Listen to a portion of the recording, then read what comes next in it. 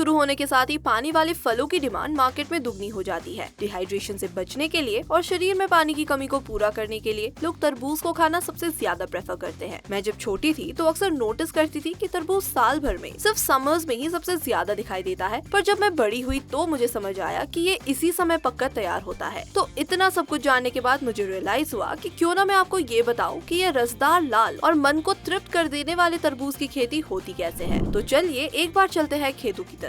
तरबूज की खेती करने के लिए सबसे जरूरी है सही मिट्टी का चुनाव करना। इसकी खेती किसी भी मिट्टी में नहीं हो सकती है। इसके लिए बालुई दोमट मिट्टी सबसे बेस्ट मानी जाती है। इसके बाद जरूरी है कि मिट्टी की टेस्टिंग करवाई जाए। इससे किसान भाइयों को ये पता चलता है कि मिट्टी में किस चीज की कमी है और वो कैसे इस कमी को पूरा कर सकते हैं। इसके बाद शुरू होता है तरबूज की खेती को करने के लिए पहला स्टेप, जिसमें पहले मिट्टी को तैयार किया जाता है। इसके लिए खेत की गहरी जुताई की जाती है और फिर इसे कल्टीवेटर की मदद से समतल किया जाता है। मिट्टी को पलटने के बाद खेतों में गोबर डाला जाता है, जिससे मिट्टी उपजाऊ हो सके और उसे पोषण मिले। 10 से 15 दिनों के बाद इसमें बुआई की जानी है, लेकिन इससे पहले खेतों में कुछ दूरी पर नाली बना ली जाती है। नाली बनाने के बाद इसमें बीज रोपने का काम किया जाता है। हर एक बीज को 2 से 3 फीट की दूरी पर 1.5 सेंटीमीटर की गहराई में बनाया जाता है। इन बीजों को स्ट्रेट ना लगाकर टेढ़ा मेढ़ा बोया जाता है। बीज बोने के बाद सिंचाई के बिना इनका क्या ही होगा, इसलिए पहली सिंचाई बीज बोने के साथ ही कर दी जाती है। उसके बाद जब बीज अंकुरित हो जाते हैं तो दूसरी बार सिंचाई की जाती है और नॉर्मली जब फसल धीरे धीरे बढ़ने लगती है तो सप्ताह में एक बार इन्हें पानी से सींचा जाता है। फसल के बढ़ने के दौरान ध्यान रखना चाहिए कि खेत में खरपतवार बहुत ज्यादा न बढ़े, इसलिए इन्हें समय समय पर साफ करते रहना चाहिए, वरना इन फसलों को दिए जाने वाला ज्यादातर पोषण खरपतवार खुद के इस्तेमाल के लिए ले आएंगे और इससे तरबूज की फसल कमजोर पड़ जाएगी। खरपतवार के अलावा इन फसलों को कीड़े लगने से भी बचाने की जरूरत है। अगर ऐसा नहीं किया गया तो कीड़े फसल को पूरी तरह से नष्ट कर देंगे। इसलिए इनसे बचने के लिए खेतों में पेस्टिसाइड्स केमिकल का छिड़काव करना चाहिए, लेकिन ध्यान रहे किसी भी केमिकल का ज्यादा इस्तेमाल हमारी फसल और मिट्टी दोनों के लिए खतरनाक है। इसलिए सभी चीजों का इस्तेमाल जरूरत के अकॉर्डिंग करना चाहिए। इतनी मेहनत करने के बाद अब करीब 80 से 90 दिनों तक इन फसलों के पकने का इंतजार करिए, क्योंकि तरबूज की फसल को तैयार होने में करीब